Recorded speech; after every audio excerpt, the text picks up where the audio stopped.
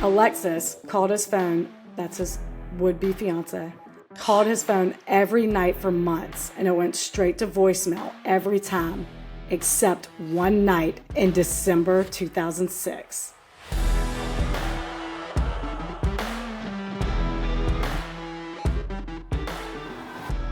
"100th episode. Here we come." We made it. We did it. We're in Just the three barely. digits. We're in the 3 digits. Oh my God. Did y'all like our new intro? Oh, yeah. We're doing a new intro for the C-Note episode. Mm-hmm. Hell yeah. Do you like it? What do you think? What do you think? Cool. Thank you so much. Y'all are too kind. Oh, stop. Stop. You're too much. So Rebecca is covering this C-Note episode, and I've gotten hints of a theme, I think. Switching it up here on the 100th episode on something that I found fascinating lately. The just baffling cases, the strange and unexplained stories.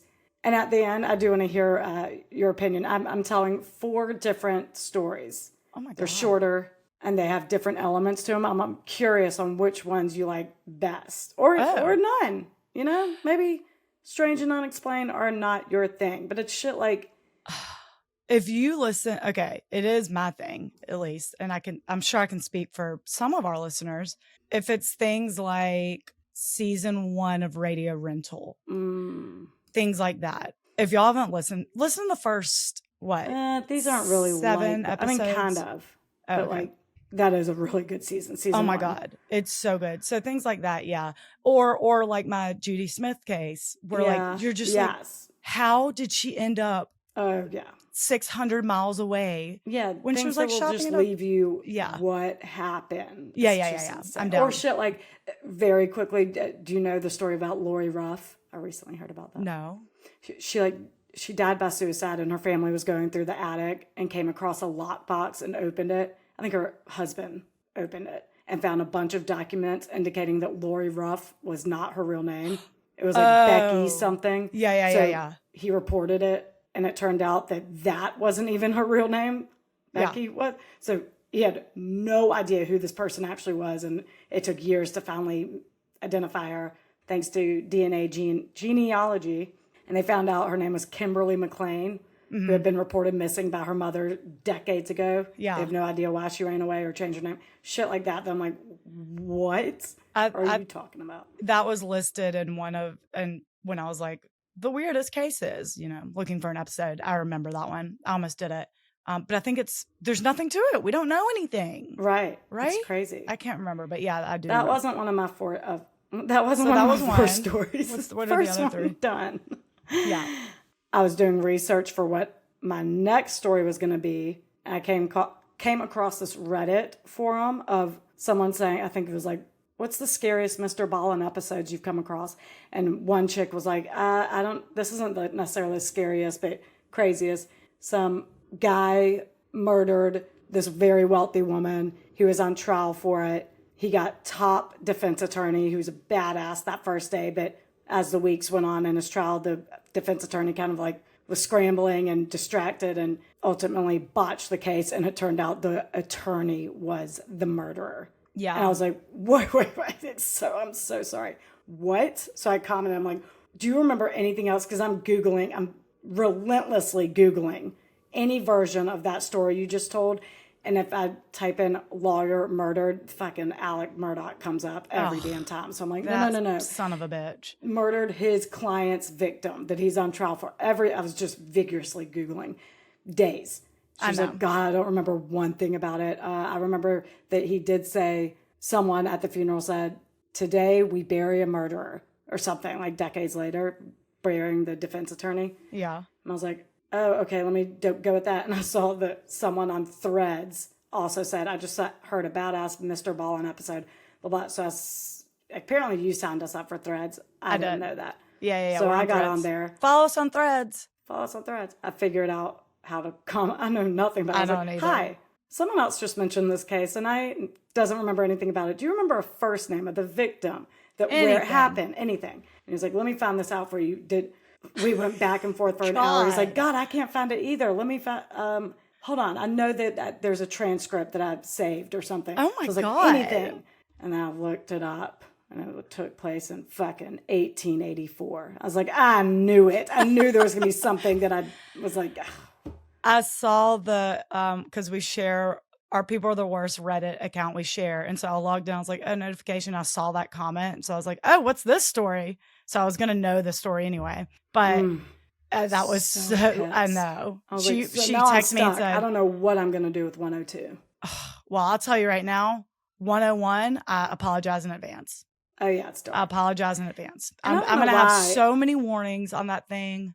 Mm-hmm. So many warnings. Okay. So we've heard it. You've heard it here first. And I don't know why I'm saying I don't know what I'm going to do for episode 102 because we do have a list. Laundry list. Anyway, let me get started. So this first story I'm going to tell you is about John Fritz Johnson. Ready? Mm-hmm. Oh, God, I stopped looking at sources because, I stopped listing them because you just go into rabbit hole after rabbit hole after rabbit hole but I know some of them were Mental Floss, UPI Archives, Wikipedia, several YouTubes. Mm-hmm. I don't know. Yeah. In 1957, a man named John Johnson walked into a restaurant in Omaha, Nebraska looking for a bartending job. He explained he had just gotten out of the Navy after about a 14-year stretch, but due to his bad back, he was discharged. He was very personable, very charismatic, so they figured they would give him a shot, and he fit right in. Everyone thought he was a joy to be around. He opened up to his fellow bartenders when they commented on how unusual his name was, John Johnson, and he explained that he was actually born in an orphanage in Boston, and of the 22 babies, they were all given the same generic name, but different nicknames, and his was Fritz. Fritz. We had a schnauzer named Fritz growing up, and I just miss that little boy. Tragically murdered 3 months after we got him. His killer has never been found. I didn't mean to laugh. I think his killer was found, but sure. From that day forward, he was known as Fritz Johnson.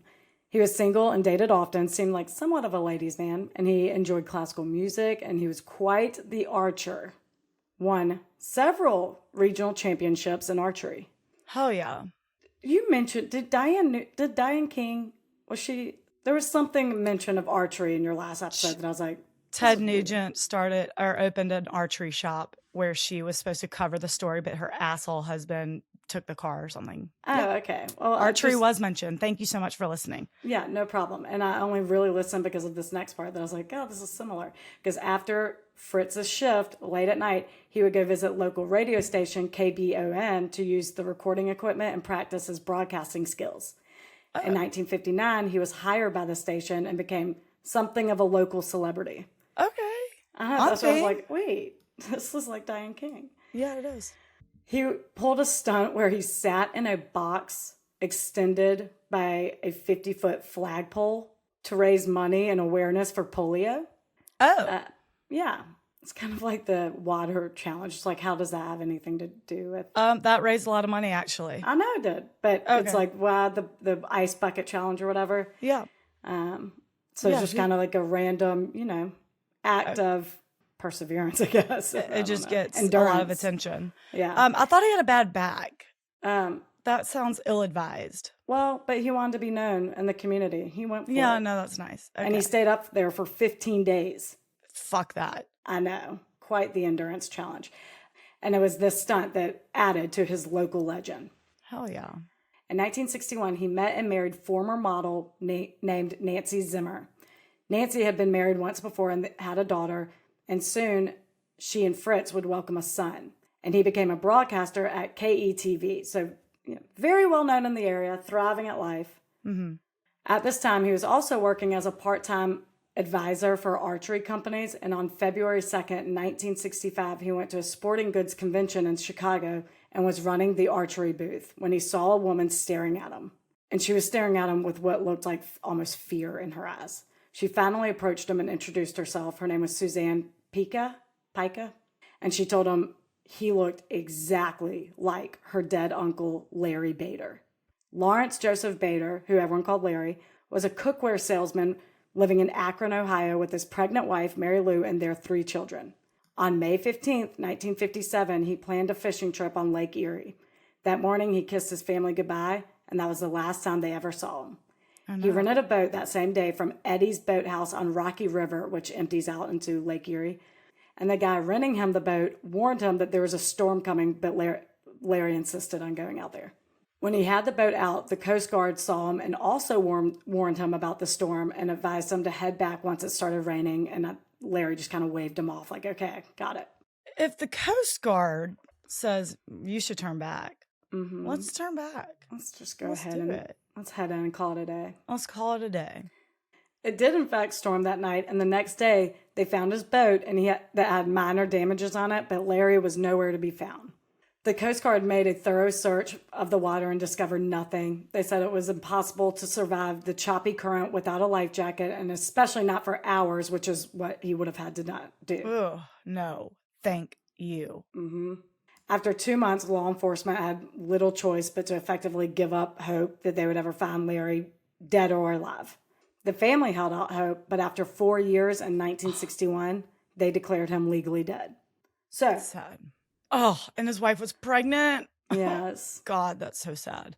So here we are, 1965, 8 years later, and Larry's niece is telling Fritz the story, and he was very nice about it and said, I'm so sorry that happened, but my name's Fritz Johnson. I live in Omaha. I've never been to Ohio. So sorry for your loss, type of thing. But Suzanne could not shake it. Oh, my God. She wanted to make sure. So she ran to a phone and called her family. And Larry's two brothers jumped on a plane from Ohio to Chicago, where they again confronted Fritz. And he was polite again, but firm, that he was not their brother, and started to get a little annoyed. They told him, we can put this whole thing to bed if you would just agree to come with us to the police station and be fingerprinted. Since Larry was in the Navy, they would have his fingerprints on file. So Fritz said, great, fine, let's go. So he was in the Navy. Huh? He was in the Navy? Larry was, and Fritz. Oh, okay. Then that doesn't stress. Then, yeah, he could probably ignore the Coast Guard and be fine. But I guess he wasn't. Sorry, go on. Yeah. I just take back my comment. He wasn't some dope out there. No, yeah, sure. Sure. Yeah. Okay. Sorry. So Fritz is great. I was in the Navy too. Let's go. Let's Fingerprints. So they go do that, and they parted ways for the night. The next day, the police call. Oh, my God. And tell them that Fritz was, in fact, Larry Bader. Stop. 3 days after that storm on Lake Erie is when he walked into that bar in Omaha, 700 miles away, looking for a bartending job as Fritz Johnson. He ended up in a new state with a new job, a new name, a new wife, new children, and completely different set of memories about the first 30 years of his life. That is dissociative fugue. That's what that is. Is it? We don't know. Here's the thing. Mary Lou, Larry's wife, spent several months in seclusion after finding out he was alive. This was a media shitstorm. Oh. And she was avoiding reporters and Larry. She just needed to wrap her mind around it. But finally, August 1965, 6 months after he was discovered, she went to meet him with all 4 kids in tow. Remember, she was pregnant with the youngest when he left. That kid is now 8. Oh, God. He told her he had no recollection of meeting her, marrying her, or having a family with her. And because he insisted they were strangers, she treated him like a stranger. She moved on with her life. She was actually engaged at this point to someone else. But because he wasn't dead, their marriage was reinstated, and his marriage to Nancy Zimmer was null and void. But she did stick by him throughout all this. Wow. So now it was a question of, are you a con artist or a victim of dissociative amnesia?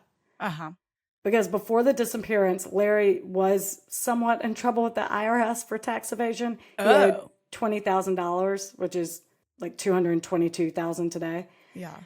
And the guy who rented him the boat did say he had a suitcase with him, but he may have always been planning to stay the night or camp out or something. I don't really know. And if it was a hoax, why put yourself on TV? He was very well known in Omaha. Yeah. Like, this is like your local guy. Everyone's like, Fritz Johnson, it's Fritz Johnson. To imagine their reaction when they found out, like, this is not Fritz Johnson. Yeah. But it was the 50s at that point. So, like, it's not you probably could go to a different state and just have a whole new life and no one would ever really know. It's not Right. like today. It's not like TV is national. No one Yeah, from that's true. Chicago would ever see a local news guy from Omaha. Why would Yeah, they? that's true. Yeah, he So, probably just rolled the dice. you could. That one isn't as telling to me. Right. But there are weird. So, okay. First, dissociative amnesia is a rare condition where a person has no memory of their life, which is mainly caused by trauma or stress. Mm-hmm. In a fugue state, they have an urge to travel and may invent a new personality, settling in a new area with no recollection of how they got there. This one article even noted a case from 2005 where a lawyer and father of two in New York disappeared, and he was found 6 months later living in a homeless shelter in Chicago under a new name, and he didn't know if he had no idea he had wife or kids. As it turns out, he was overcome by stress relating to his experience in Vietnam, as well as being on the street in between the World Trade Centers 15 minutes before the first plane hit on 9/11. Oh my God. Can you imagine? So that was a legit case. So it does happen, but apparently it's unlikely to last for nearly a decade like it did in Larry's case. They say the memories are not lost, but they're misplaced, and they eventually come back. Our very first bonus episode Yeah. is on a case where she had dissociative fugue. Right. Yeah, the she's memories still did come missing, back. huh? She's still missing. Yeah. In St. Thomas. Mm-hmm. Hannah Up. Uh-huh. Hannah Up. It was almost 2 years ago, so I feel bad that I didn't remember her name. But yes, she is still missing. But she suffered from that. Actually, how do we know she's still missing? Is she? Yeah. I should have Googled it in my... Well, they think she's likely dead because she in her gravitated fugue towards state, water. yeah, in her fugue state, she would gravitate towards water and going swimming, and she did so right after Hurricane Irma and right before Hurricane Maria, or vice versa. The two hurricanes that hit St. Thomas and St. John really hard back to back. Yeah, she went swimming during one of them in a fugue state. They found her clothes on the beach, so they're assuming she's likely dead. But yeah, she's never been found. It's not scary. That is just so scary. It's so scary. And like, what? She was a student, right? I just wonder a teacher. What trauma to a teacher? What trauma or stress? How much stress you have to be under to get in this fugue state? Because like owing IRS with 4 kids, sure, that's stressful. Yeah, but like fighting in a war and being so damn close to the worst terrorist attack ever.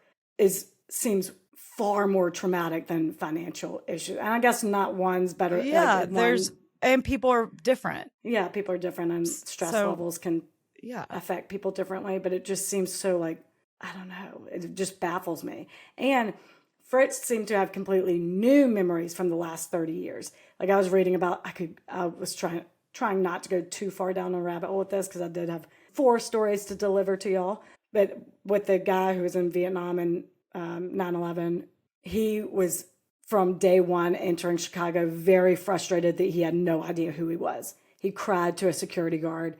He was just he like knew, he was aware that he was like... I think after a while, they found him within 6 months, but he was within that, like he came there with a new name, and like just didn't know how he got there.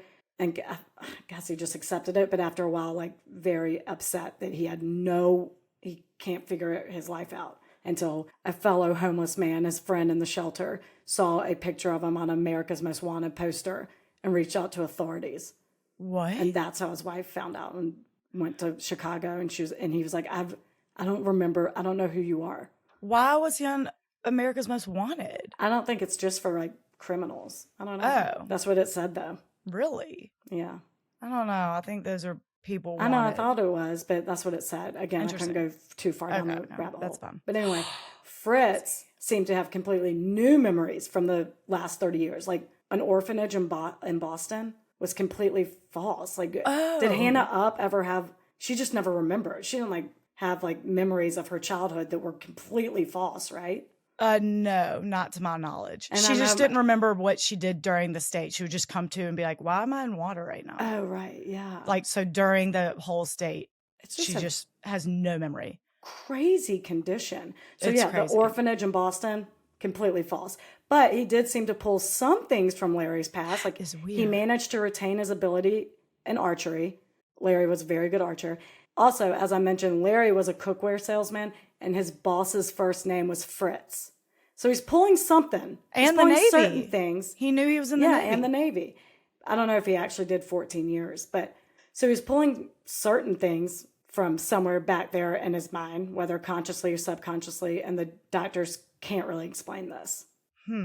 Unfortunately, we will never know because only 1 year later, in 1966, he got liver cancer and died. Oh, wow. But it is strongly believed by most that he was a con artist, trapped in a life he didn't want, Wow. and saw the only way out was to run away. Wow. Damn. Isn't that crazy, though? Crazy. Sad, either way. That is sad. Next. Second story is David Glenn Lewis. The last weekend of January 1993 was Super Bowl weekend. It was Dallas Cowboys versus Buffalo Bills. Oh my God. What year was OJ playing? Oh, wait, late 70s. So don't worry about it. 1993. 1993. No, OJ was out of there. Long retired. My bad. You knew I was going to say I knew you were going to ask that. And I was like, okay. Oh my God. Late 70s. Before the murders? No, he's doing car commercials. Yeah. Living near Amarillo, Texas, David Glenn Lewis was a huge Cowboys fan, so he was looking forward to watching the game. His wife, Karen, and daughter, Lauren, decided to spend that weekend in Dallas to do some shopping, which David obviously opted out of so he could watch the game and relax. On Sunday night, January 31st, Karen and Lauren came home from their trip, and David wasn't there. They did note that the light was on, the TV was on, and the VCR had recorded the Super Bowl. David's wedding ring and watch were on the kitchen counter. The dryer was on. He's drying some clothes, and what appeared to be 2 freshly made turkey sandwiches were in the refrigerator. At first, Karen wasn't at all concerned that he wasn't home. She thought maybe he had gone into work to get some things done or even decided to watch the Super Bowl elsewhere or was celebrating because the Cowboys did win. But the next morning when he still wasn't there, she became very concerned. And then she learned that he missed 2 appointments that day, and she called Amarillo Police Department to report her husband missing. The police did an investigation, and after interviewing friends and colleagues, here's what appears to be the actions of David in the days before he vanished. So he worked at Buckner, Laura, and Swindle Law Firm, and on January 28th, I think that's the Thursday before the Super Bowl. Yeah. That's the day Karen and Lauren left for Dallas. He tells coworkers that he wasn't feeling well and he was going to go home early. That afternoon, his credit card was used to purchase gas. He was also said to have taught his government class that night at Amarillo College. Okay. And that class ended at 10 p.m. Jesus. Oh, God, the worst. No, thank you. No. On January 29th, a friend from his church said that they saw David in the Southwest Terminal at the airport, but he wasn't carrying luggage. His friend just happened to see him at the airport? Yes. Wow. And he seemed to be in a hurry, he said. Oh, catch that flight. No, he didn't catch a flight. Because on January 30th, neighbors reported seeing his red Explorer parked out his house, and someone, presumably David, deposited $5,000 in the couple's joint checking account. What? There was another sighting of him, like in the neighborhood, but it wasn't ever actually confirmed. So, did the wife see his Explorer at the house? No, car's missing now. What? Car is missing now. These are days leading up to it. Oh, okay. So definitely while there she on was January 30th. Yeah, while she was in Dallas, someone she was in Dallas on his January car 30th, was at the house. Okay. And someone, presumably David, deposited $5,000. Yeah. On January 31st, this is how they don't think he got on a flight when his church friend saw him. On January 31st, the day he went missing, there weren't any confirmed sightings of him, but it was thought that whoever taped the Super Bowl, again, presumably David, would have to be there to start the recording because it was a manual setup, meaning they didn't have the fancy kind of VCRs back in the day that had the timer function where you could set the VCR to record and then leave. You actually had to press a button. Yeah. Therefore, he or someone was there to start that recording at 5:15 p.m. that night. On February 1st is when he and his car are reported missing. On February 2nd, police find his red Explorer in front of the Potter County Courts building in downtown Amarillo. His house keys, his car keys were found underneath the floor mat. His checkbook, credit cards, and driver's license were all found in his car as well. Now this is what I really don't get. During their investigation, I think in the car, police discovered that 2 plane tickets were purchased under the name David Lewis. The first ticket was purchased on January 31st and was from Dallas to Amarillo. Okay. The second ticket was purchased for the next day, February 1st, from Los Angeles, California to Dallas, with a stopover in Amarillo. And they're both one-way tickets? Yes. Okay. Amarillo to Dallas. No, Dallas to Amarillo. Yes. And then LA to Dallas with a layover in Amarillo? Yes. And to me, I'm like, well, maybe Karen called them and was like, wait, we want to delay our flight. Can you make arrangements? I don't know why she would do that. Because they were in Dallas and they flew to Dallas. So I'm like, maybe she got them to, or maybe he changed their flight for whatever reason. But can't they just ask Karen? Do you know what this is about? Right. That's what I'm like, surely that would have come up in my articles if she were like, yeah, no, that first flight's for me. That was for me. Yeah. I think David has a secret, another life. Do you? Okay. I do. Yeah. I think he has a girlfriend in LA.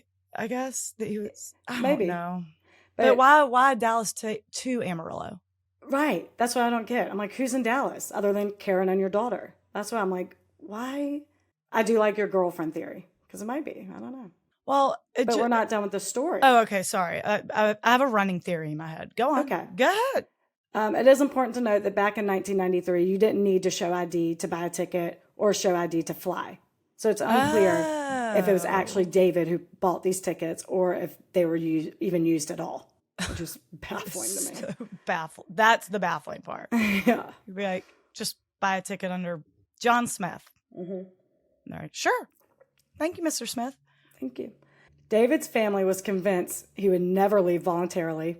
They said he was too devoted to his family to even consider that. According to his wife, David had gotten death threats in the past during his time as a judge between the years of 1986 to 1990.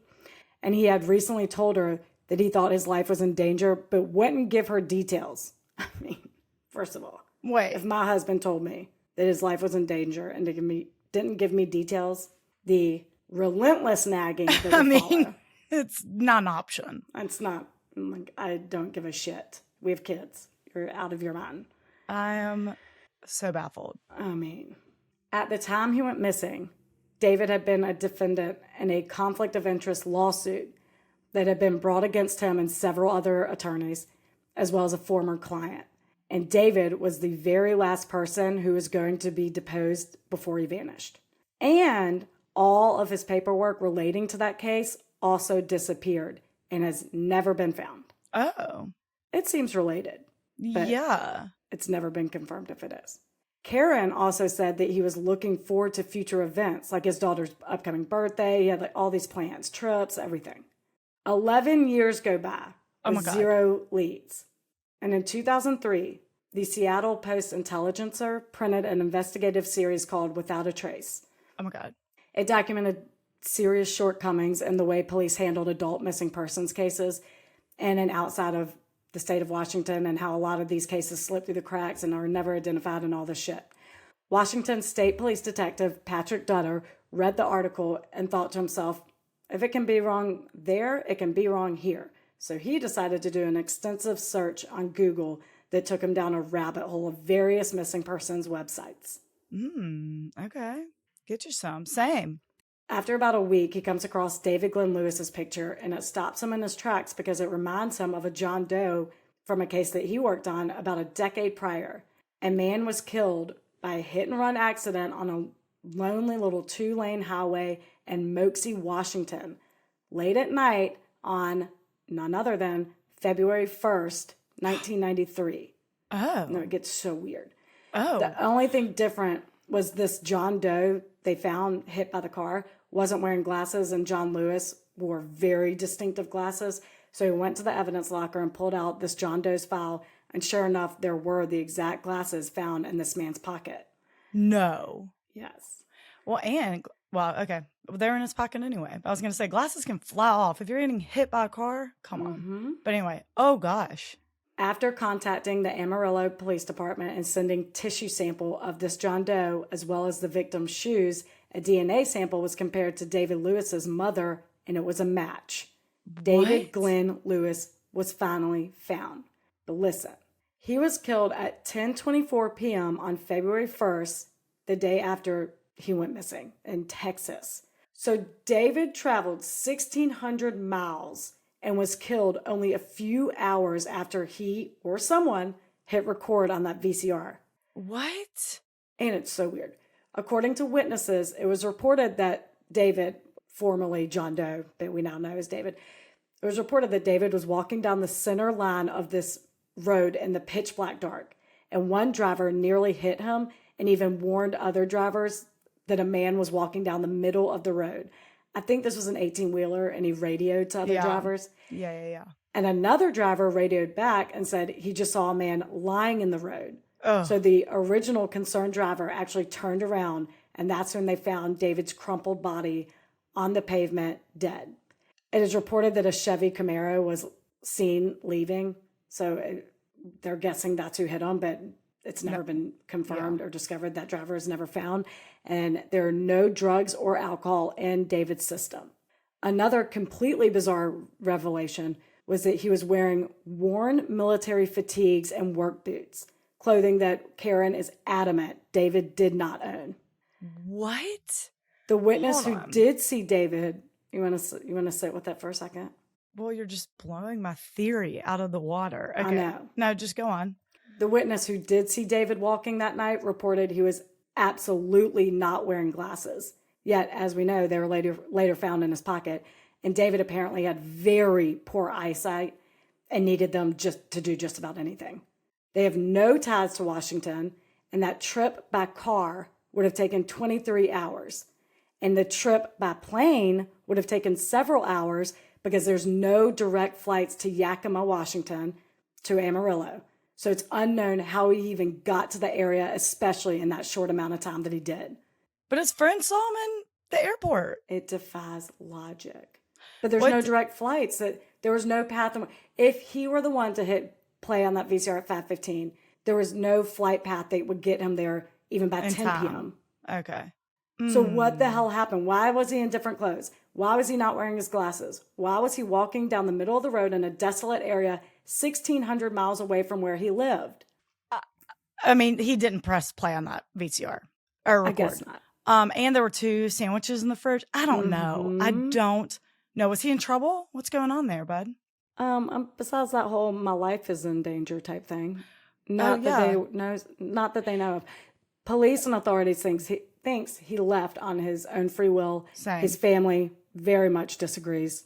They say he had to have been kidnapped, or if he did leave on his own, really thought his life was in danger and had to get out and save them. Yes, that's what I think. It's giving almost Tulsa King vibes, where Sylvester Stallone's friend, his wife had no idea he had mob connections, and he was like, when she found out, she was all pissed, and he was like, "It was for the best, I promise." That it's giving that vibes. He deposited $5,000 as like a take it, take care of yourself, I guess, and just bolted because they were probably all in danger. Maybe it's a mob thing. I think he left on his own accord too. And I think maybe he must have had someone help him, like where someone was at his house who did record and all that, because but that why guy even saw record him it at all? What? Like, why even record it at all? It's just so, like, that says, "I'll be back." It's just baffling. Like, why even? Well, maybe he was going to come back.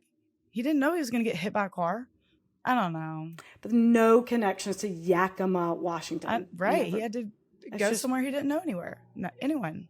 But you're planning to be back? No, I don't know. It's so baffling. I've really got to think about this. I know. That's crazy. And so Karen's like, that is sad. They fly him back 11 years later, and they have a proper burial, but nothing makes sense of it. Everything is still a mystery. How did he get there? What happened? And what danger was he in? Like, now that he's dead, even 11 years later, no, like, colleague came to Karen and was like, "All right, you deserve to know, like, now." Right. Exactly. No? Nothing? God. Nothing. What? Where are you finding this bullshit? Oh my God. And there were so many cases. I had a list of like 11 people that I was like, oh my God, I got to narrow it down. I've got to do my shit. Oh my gosh. All of them on like fugue state. Oh, okay. Well, no, I think he was in danger. Maybe he has a mob connection. It was like real danger. Okay. I don't know. Next up, Tim Molnar. No. You know it? Just trying to see what you would do. All right. You're not talking about Tim Molnar, are you? I'm going there. God. 19-year-old Tim Molnar was an aeronautical mechanics student studying at Embry-Riddle Aeronautical University in Daytona Beach, Florida. Wow. On the morning of January 24th, 1984, he left his home to go to a class and never came back. The last person to see him was his 14-year-old brother, Frank, who he dropped off at school before. He never made it to class that day, and when no one talked to him the following day, he was reported missing. A week later, his parents received a letter from an auto impound company in Atlanta, Georgia, claiming that they had Tim's car. The impound lot happened to be a block away from the Greyhound bus terminal, leading everyone to believe he may have just abandoned his car and gotten on a bus. When his parents get there to inspect it, they find Tim's wallet, ID, and credit cards. However, his stereo's gone, his bike's gone, and his expensive tool set was gone. Because his ID and wallet were found, it seems like the most credible theory was that Tim had run away to start a new life, possibly adopting a new identity when he left his car. What led people even more to believe this is that all but $10 was taken from his bank account, which some think he left $10 to say, like, I'll be back. But I don't think this necessarily means it was him. Like, someone could have forced him to drain his account. Yeah. No CCTV back then, unfortunately. But if you ran away for some reason, he didn't take any clothes with him. His overnight bag was still at the house, his toothbrush, all the essentials. So if he ran away, he literally went with the clothes on his back. Yeah. And the items left in his car. So his family obviously became skeptical of this. And over a decade, nothing. That is the last anyone hears, sees, anything. That is the last evidence of Tim. Cold case. Cold case. But his parents never stopped looking for him, and they never changed the locks to their house in case he decided to come back. Oh, we have so many stories with that little tidbit, and it breaks my heart. Me too. So there's no trace of him. He went to class and just vanished. In 1995, Unsolved Mysteries did a segment on Tim and brought nothing. Then they re-aired it on January 31st, 1996, and a viewer named Stephen Cole called the telecenter and said the clothes that Tim was supposedly wearing the day he disappeared looked a lot like the clothes he saw on a body he found in the woods in Neosho, Wisconsin, 10 years earlier. Okay. Did you report this, young man? Yeah. Oh, okay. In 1986, 2 years after Tim vanished, Stephen Cole was walking in the woods in, I hope I'm saying that right, Neosho, Wisconsin, when he found a body in a sheet of ice in the middle of very secluded woods, over 1,200 miles away from Florida. Oh, God. There were no missing persons reports at the time, and obviously no DNA testing at the time, so this body was just listed as a John Doe. The person found in the woods had keys on them, so Tim's parents sent a copy of their house keys to detectives in Wisconsin, and it was determined that they matched. God, what? They also had his car keys on it, and they too were to a Explorer, whatever he had, a Dodge Dart. Yeah. And after they contacted the medical examiner, they contacted Tim's family and received DNA samples. And through DNA testing, the body was confirmed to be Tim Molnar's. Despite the identification, the cause of death could not be determined, nor could anyone determine how or why he was in Wisconsin. Again, no connections to Wisconsin.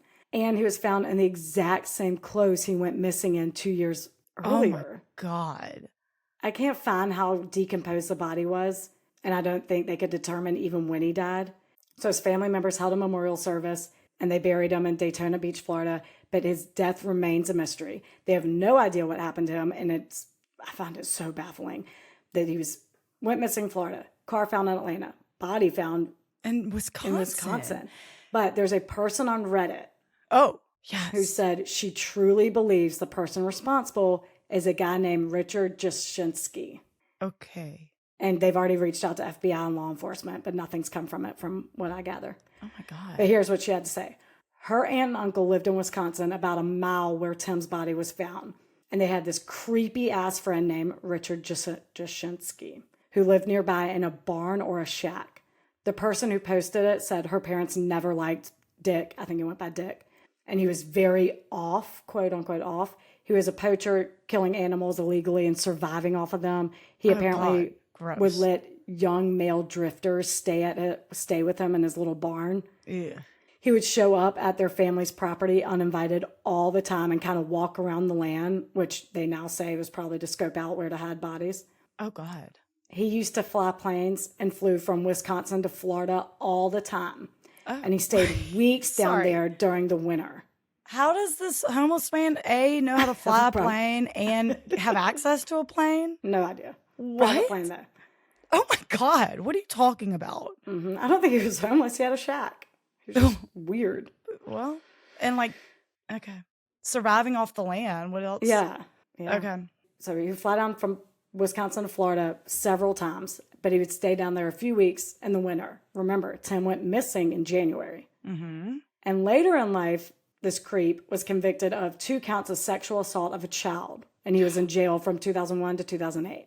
So here's what this Reddit thread said. I just copied and pasted directly from. I said her, but I don't know. Reddit's way too anonymous. I have no idea if it's a him or her. Well, they're onto something. They said, the thing that I find odd in these 2 people together is this. Even though Tim Molnar was technically of age, the fact that he was from Florida, where Richard would often be, then found less than a mile from where he would spend a lot of his time, and for Richard to be arrested in 2001 for sexual assault of a child seems way too odd to be coincidence. Separately, Stephen Cole, the guy who found Tim's body, lived directly across the street from my aunt and uncle's house. His family has been their neighbor for many years. The fact that Richard would spend a lot of time showing up at my family's property uninvited across the street from the man who found Tim's body also seems too odd to be coincidence. Mm-hmm. So Tim's first cousin commented. Oh, now we're getting somewhere. And y'all, this could all be bullshit. We know this. We know. I know that anyone can get on Reddit and say, hey, I'm Tim's cousin. Right. But I'm going to believe it. I'm going to believe it too. That's my choice. Go. So Tim's cousin commented on this and points out that Tim was in school for aviation mechanics. So maybe he and Richard met through some aviation connection, which I'm like, oh, that's interesting, I'm sure. But why the pit stop in Atlanta to dump the car? How does car get there? If they're on a plane. Well, right. If we're going to run away with some dude with a plane, ditch the car in Florida, fly back with them. So Atlanta, I'm with them, but yeah, Atlanta really throws everything off for me. I know. The car being in Atlanta. But I don't think Tim's cousin necessarily is saying he flew him back. Like maybe they just met through some connection to aviation and made plans. Like Tim saying, I want to run away. He'd be like, come up to my house in Wisconsin. You drive it, get a Greyhound bus, and you make your way up here. You have a place to stay type thing. Okay. So I actually reached out to Tim's cousin to see if he or she wanted me to include anything that may be helpful. Let her know that we're featuring this case, but I haven't heard back, and it's been a couple weeks since I started researching for this. But so as it remains, it's a baffling mystery. She commented, that was over a year ago. So I don't think any leads have come from this. Yeah. Wow. It's just, again, baffling. God, yeah. That's what that comment, the cousin's comment, is the only thing that makes sense. Right. Yeah, he didn't get on the plane in Daytona and fly up to Wisconsin. But why would run away? His family has no idea why he would run away. He's just no one's come forward to be like, oh yeah, you didn't know this. No, he was in a lot of trouble with which makes it all the more baffling. But she said it has been hanging over their family's head for the last 40 years. That is so sad. Mm-hmm. So there's something to think about. Oh, I will. Now this last one. I've really fallen a rabbit hole with this one. I don't know why. I mean, I don't know why. It's pretty boring. Okay. We are going to talk about Brian Shaffer. I didn't mean to do all dudes, but we're going to talk about him. Brian Shaffer. It's a story of a guy who walks into a bar, and that's it. Oh, is it Charlotte? No. No. Chicago? Also a good one. I've recently told someone that one. Yeah. No. Oh, okay. Brian Shaffer was born on February 25th, 1979 in Pinkerton, Ohio, and was by all accounts a very responsible son and student. After graduating high school, he went to Ohio State University, where he later began his studies at the OSU College of Medicine in 2004. If you look at pictures of him, you may think he looks a little waspy, like a little preppy, maybe because a lot of pics I found of him, he's in a coat and tie or collared shirt, but he's very clean cut. not a hair out of place, no scruff, very handsome, very handsome. Totally. But he often told his friends that his real dream, if he could do anything, would be start a band. His favorite band being Pearl Jam. Hell yeah. Right? Knew you'd like that. He even had the Alive album cover tattooed on his arm. Big Eddie Vedder fan. Okay. Now we're on Brian. to something. PLU up in here. Uh-huh. People like us. That's people like us.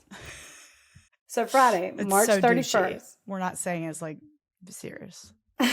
But the PLU comment is what I'm referring to. I love that he loves Pearl Jam. Same. Dog. I love that, like a clean cut, very, I don't know. I didn't know him, so maybe he wasn't as preppy as in my head he was. But that little clean cut guy who has a grunge side, even a tattoo of Pearl Jam's album cover. I'm like, I love it. Get it. Friday, March 31st, 2006 was the start of spring break at OSU. They had exams all week, and Brian and his girlfriend, Alexis Wagner, who was also a second-year med school student, were going to Miami that following Monday, where Brian was actually planning to propose. Oh, wow. Tragically. Oh, gosh. That night, he and his dad, Randy, went to a nice steak dinner to celebrate the end of exams, and Brian was planning to go out afterwards with his friend, Clint Florence. Looking back, Randy said he noticed how tired Brian was from pulling all-nighters and studying and didn't think he should go out, but he didn't voice his opinion because, obviously, Brian's an adult. He can do whatever he wants. Totally.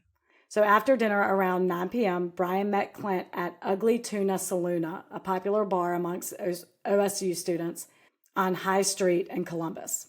An hour later, Brian called Alexis, who was visiting her parents in Toledo at the time, to tell her he was excited about their trip and that he loved her. Brian and Clint went to a few other bars and met up with another friend, Meredith Reed, who drove them back to Ugly Tuna around 1:15 a.m. There's an escalator from the street to the bar's main entrance, and there's surveillance camera, like Ugly Tuna's Saloona's surveillance camera is facing the escalators, so you can see Brian, Meredith, and Clint coming up the escalator and walking into the bar.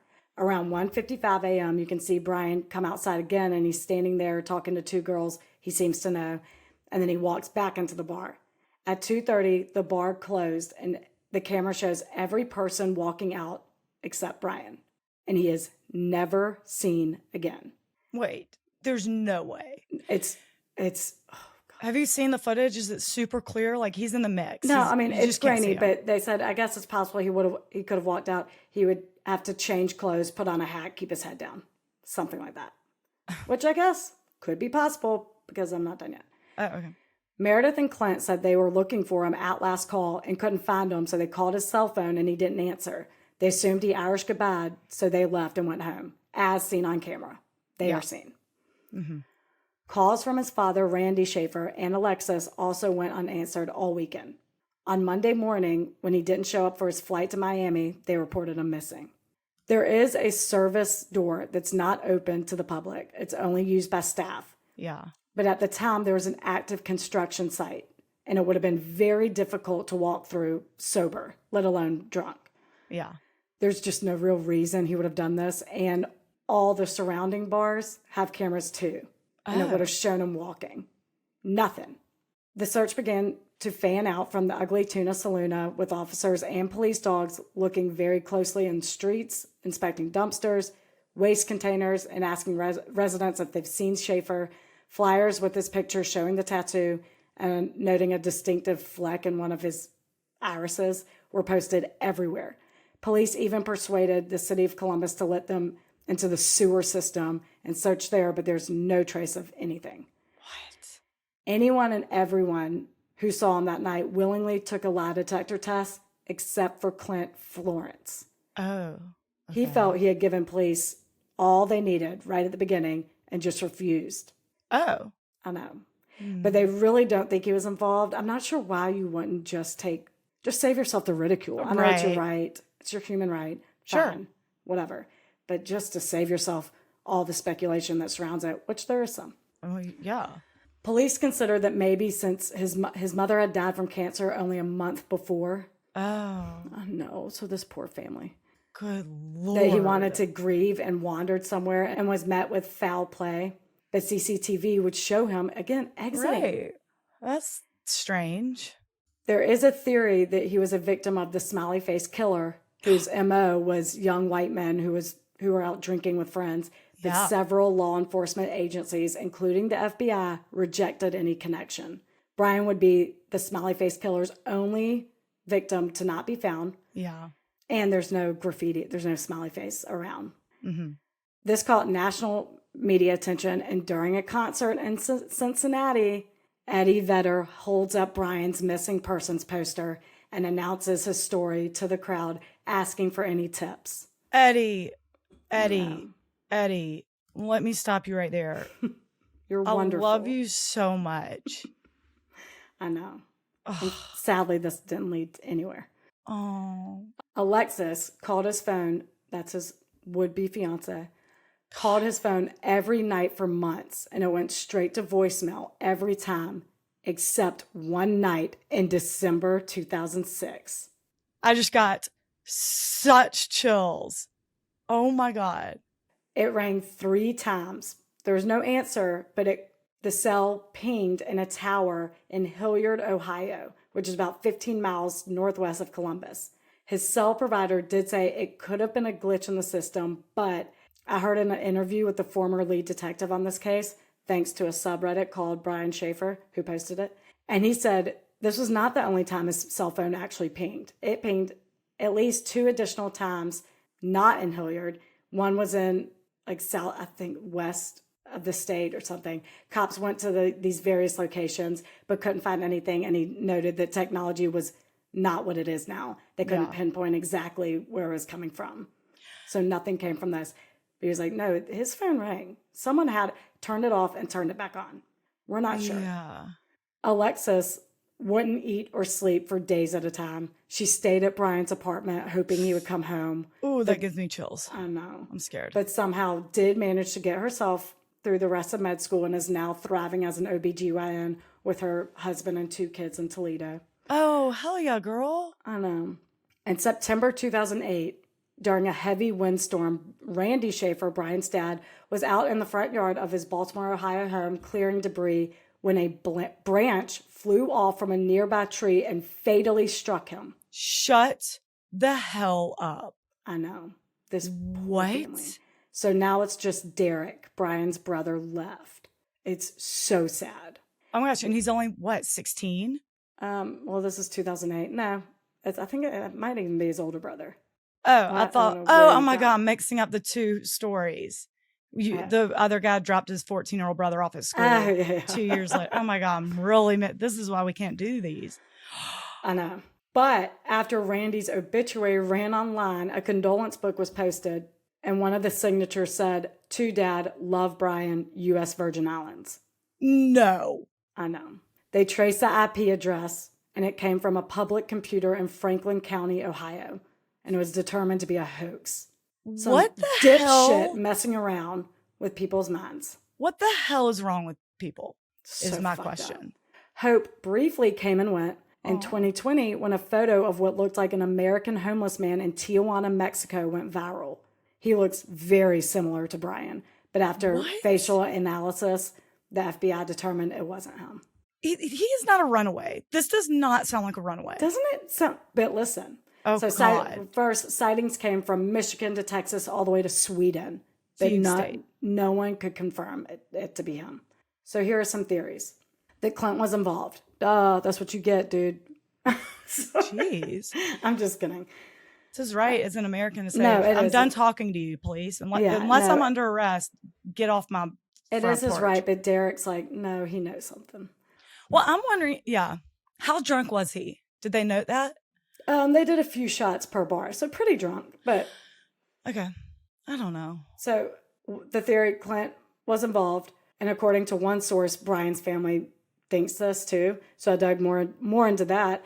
I don't think that they think Clint hurt Brian, but Derek, Brian's brother, told Columbus Dispatch he thinks it's possible Brian's out there alive and Clint knows where he went. Or knows the simple fact that he was planning to run away. He just thinks he knows something that would help bring closure to this. But he said as soon as a detective got involved, that's when Clint pretty quote, pretty much stopped all contact with everyone. I don't know what pretty much means, Yeah. He says he simply told the cops at the very beginning everything he knew and didn't see the value in doing it again. Yeah, I can't get on board with that. To be But if helpful he in the really- investigation, I don't know. I mean, reports annihilate him. He hired an attorney. So I'm like, at this point, that was 2006, where are we? We're almost 20 years out the gate. Yeah. I would be like, he told me he was running. Yes, he told me that night. He was Yeah, gonna run away. if I'm it were done something with like this. that, I'm sure he would have caved by now. But to be like, no, I told you everything that the next day and that's it. Come on. Right. Yeah, you're going to have to do a little more than that to help. Right. Unfortunately, Because that was you were just the his last police one seen with report. them. Oh, yeah. And like a detective then got involved and he was like, no, I already told the cops what I know. I'm like, no, but I'm a detective. Like, you're going to have to tell me again and probably again. Oh, and by the way, probably again. Yeah. That's just the way it goes when we're trying to like find that. someone who's missing. I actually don't like that. You're right. Okay. Theory 2 is he ran away on his own, obviously, and started a new life. Initially, I could not get behind this because he had such grand plans for his future. But I could be wrong because of 2 things. Clint's attorney, again, he lawyered up, wrote Dan Corbett, a private investigator who volunteered on this case, and alluded to the fact that police believe he's still alive. This was in response to the PI asking why Clint is refusing to take a polygraph. And his attorney said, if Brian is alive, which is what I'm led to believe after speaking with detectives involved in the case, then it is Brian, not Clint, who is causing his family pain and hardship. Brian should come forward and end this. So it just like alludes to the fact, I'm like, well, how do y'all think that? That's number 1. Number 2, Alexis told Columbus Dispatch that a few days before that night at the bar, before his disappearance, Brian told her to move on and find someone else because he was struggling so hard with his mom's death. Oh. And a couple weeks before that, he asked her to, quote, just go away with him. Oh. I just think. That's just grief, though, probably. Right. And if she died a month prior to this, I just think it would take longer than a month to make such a drastic decision. Yeah. And to plan the perfect escape. Like if he ran away because of his mom's death, it would take longer than 30 days to make that decision alone, let alone how you're going to do it. What are you going to do for money? Where are you going? All this shit. But maybe it's not so black and white. Maybe he planned it months before that, knowing that she was going to die. I don't know. But they why? Were very close. Why pick the night that you're going out with friends, taking shots? Like that's not when you're. Yeah. When you're going to do it. Right. You would have said, "You're right, Dad. I am tired. I think I am going to go home, actually." Right. Peace out. And not talk to anyone. You wouldn't go out with friends. I don't know. But maybe he wanted to make it look like, well, he was drunk like at a bar. Is night. Probably maybe he wants people to think he's dead or met with foul play or whatever. Wow. Theory number 3. He stumbled to the nearest exit at last call, which would have been that construction site, and the construction workers cemented on top of him. Whoa. Oh, the detective on the case says that's very unlikely. They did an extensive search. They have no record of them using concrete that next day. They had someone would have found him. Right. Someone would have seen him just lying there. It's just bizarre. They had maintenance even undo some of the work they did the following day to look for him. So yeah, it's just, I don't know. Yeah. I mean, they're like we got doors and shit and bolting up like holes in the foundation and stuff. Like undid all that just to make sure. Yeah. So I don't think this is likely. 4th theory, someone took him and knew where to walk so the CCTV wouldn't catch him. But it being such a high traffic area, it's bizarre no one saw anything, especially if he looked distressed or something. Also, again, cops checked surrounding bar CCT that would have caught him and whoever walking, but there's nothing. But he could have gotten in a car right outside a nearby Wendy's, and that Wendy's CCTV wasn't working that night. But I guess you kind of have to know that. I don't know. So it's all just unknown.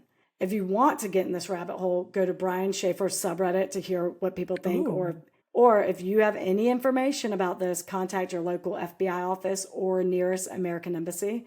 I'll post a picture of him when he went missing and an age progression photo of him. It just, for some reason, that I'm like, where are you? Where are you? What happened? Eddie Vedder, if you're listening, I think if the runaway theory is right, I think you could convince them to come You can home. convince them to just say, I'm here, I'm fine, everyone leave me alone. Right. And we love you. Right. Oh, man. That is crazy. I don't understand any of it. Me neither. Crazy. Y'all might hate that type of episode, in which case, that's fine. Y'all just let us know about that. But I've been so into things like this lately that I'm like, wait, I just have to do one. And for our 100th episode, why not switch it up? Mix it up a little bit. I loved it. Thanks. I'll get back to our regularly murdered episodes, on 102. Oof, next week, actually. Rachel's is dark. Hold up. Y'all just, I don't know. I don't know what else to say about it. I'll give y'all the spiel during next week's episode. Great. All right, patrons. Emily, Stephanie, Jazzy, Danny, Amanda, Lauren, Sarah, Allie, Melanie, Jenna, Marky, and Elaine. Hey, welcome. I have one custom from Danielle. It's about her newly started small business, Danny the Pet Nanny in Lexington, Kentucky. Oh, I love that. I know. Danny the Pet Nanny. I provide not only a service, but the peace of mind to pet owners knowing that while they're out of town or unable to make it home, that their pets are cared for and loved as if I was watching my own. Aww. I provide in-home cat and dog sitting, including overnight care if needed, dog walking, trips to the vet, physical therapy, administration of medication. Oh, wow. And so much more. That's so nice. I specialize in working with animals with social anxiety and previously abused animals. Oh my God. I have 300 excellent 5-star reviews. Holy shit. That I'm happy to provide the link to from past and current clients. People can reach out to me at Danny, DANI, the Pet Nanny 13 at gmail.com to set up an appointment for a free in-house meet and greet to go over the individual needs of each client. Wow. That's awesome. Yeah, that is awesome. So dog and cat, I was going to ask, like, do you have restrictions? Like, what if someone was like, can you come watch my boa constrictor? You're like, no, I cannot. No, I cannot. Thank you so much. Thank you.